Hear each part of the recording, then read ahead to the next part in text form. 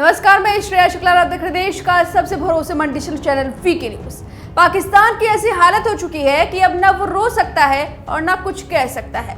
जिसे वो अपना मुस्लिम भाई मानता था, उसके बुरे वक्त में अब उसका कोई साथ नहीं दे रहा। ऊपर से भारत के साथ दोस्ती, पाकिस्तान की सरकार चिल्ला चिल्ला कर रो रही है कि ये दुख कब खत्म होगा। दरअसल हम बात कर रहे हैं सऊदी अरब और भारत की दोस्ती बढ़ती देख पाकिस्तान इतना जल रहा है कि बरनौल भी अब काम नहीं आएगा और सऊदी अरब की बेरुखी पर आंसू पाकिस्तान के थम नहीं रहे। आपको बता दें कि G20 की बैठक के लिए भारत पहुंचे सऊदी अरब के क्राउन प्रिंस मोहम्मद बिन सलमान भले ही एक दिन ज्यादा भारत में रुके हों, लेकिन इससे पाकिस्तानियों को मिर्ची लग गई है। मोहम्मद बिन सलमान ने पीएम मोदी के साथ द्विपक्षीय बैठक की और दोनों देशों के बीच कई अहम समझौते को अंजाम दिया गया। भारत के साथ सऊदी अरब ने $100 बिलियन के निवेश को लेकर भी बात की, लेकिन यही बात अब पाकिस्तान को अखर रही है। दरअसल पाकिस्तान लंबे समय से सऊदी अरब से मिलने वाली भीख पर निर्भर था। उसकी जब भी हालत खराब होती थी तो वो मुस्लिम देश होने के नाम पर सऊदी अरब के सामने कटोरा लेकर पहुंच जाता था। हाल ही में सऊदी अरब ने कहा था कि वो पाकिस्तान की मदद करेगा, लेकिन भारत में आकर उसने पाकिस्तान से ज्यादा अहमियत भारत को दी।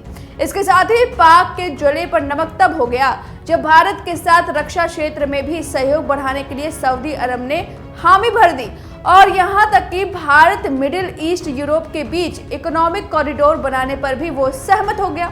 ऐसे में पाकिस्तान को लग रहा है कि सऊदी अरब उसकी मदद बंद कर देगा।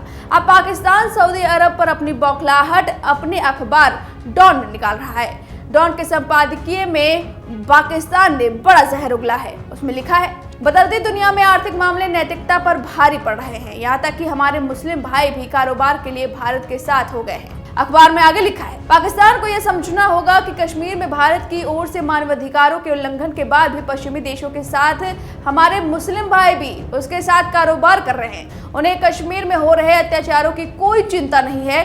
दुखद सच्चाई यह है कि वैश्विक मामलों में नैतिकता बाजार के आगे दब गई है। अखबार लिखता है कि यदि हमें ग्लोबल ट्रेड नेटवर्क में शामिल होना है तो हम चाहते हैं कि दुनिया हमारी आवाज को सुने। फिर पहले हमें अपने आंतरिक मामले हल करने होंगे, खुद को आर्थिक तौर पर मजबूत करना होगा। पाकिस्तानी मीडिया ने आगे लिखा, यह जो कॉरिडोर बनाने का फैसला हुआ है, यह पुराना मसाला मार्ग ही है। अमेरिकी, यूरोप और भारत मिलकर इस रूट के जरिए चीन one belt and one road को जवाब देना चाहते हैं। इसके अलावा अखबार लिखता है कि यह इसलिए संभव हो पाया क्योंकि पश्चिमी देशों को एशिया में एंट्री की जरूरत है। इसके अलावा ग्लोबल साउथ के उभरने की वजह से ही ऐसी डील हुई है।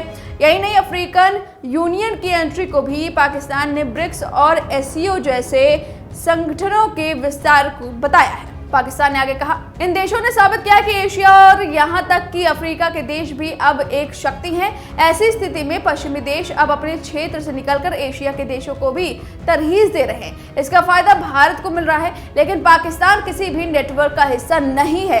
यही नहीं, अखबार लिखता है कि हम तो चीन के द्वारा बनाए गए चाइना पाकिस्तान इकोनॉमिक कॉरिडोर का भी लाभ नहीं उठा पा रहे हैं, क्योंकि हम आंतरिक राजनीति में उलझे हुए हैं और कारोबारी मसले पर बेहद पीछे हैं। यानी कि पाकिस्तानी मीडिया अब खुद ये बात मान चुकी है कि पाकिस्तान अपने आंतरिक मसलों की वजह से पीछे है।